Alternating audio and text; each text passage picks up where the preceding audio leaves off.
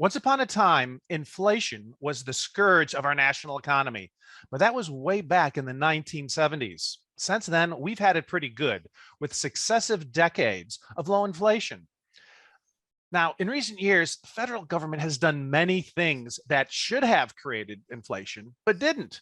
We've had very expensive foreign wars. We've bailed out banks that were too big to fail. We've even had multiple rounds of quantitative easing where we print more money. None of that caused inflation. But then finally, after this long period of dormancy, last year, inflation started to rear its ugly head. Today, it's at the highest rate it's been since 1982. Well, predictably, some politicians are having a field day with this. Republicans are blaming the Biden administration, and they're calling it a tax. Naturally, those statements have drawn our attention.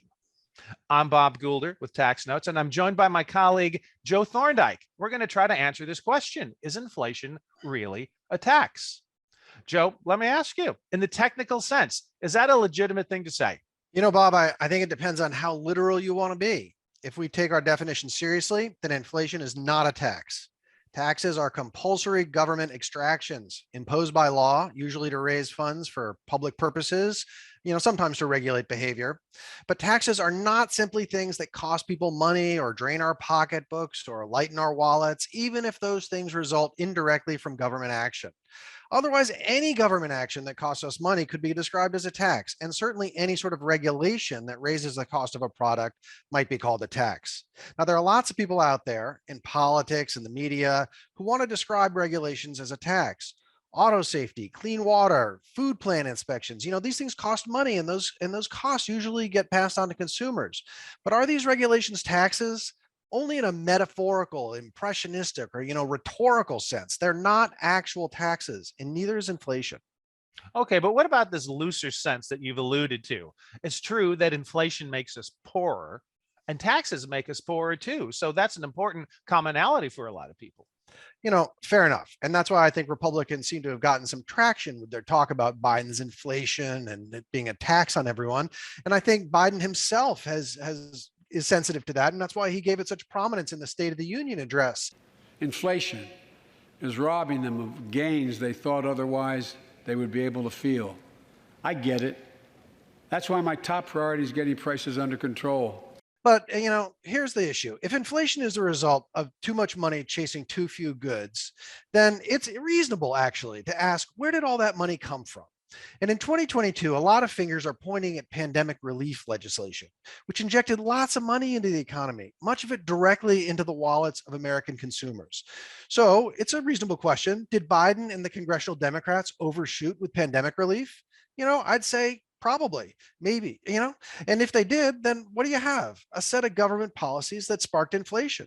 That inflation in turn has raised prices for consumers, and for lots of people, raised them even faster than wages. That means lots of Americans feel like they're losing ground. So government policies that leave people with less buying power, hey, to a lot of people, that sounds like a tax. Well, okay, but what are we going to do about it? In terms of classical economics, what's the standard fix here? Is it just as simple as raising interest rates and hoping that does the trick? Well, it's true. Nowadays, we tend to rely on the Federal Reserve to solve our inflation problems. And, that's certainly what we did the last time we had inflation problems back in the 1980s. But if you look even further back, which, we historians like to do, we used fiscal policy as a way to slow rising prices. If there's too much money chasing too few goods, then what can you do to reduce the amount of money that people have to spend? You can tax it away. That's how lawmakers tried to manage inflation during World War II.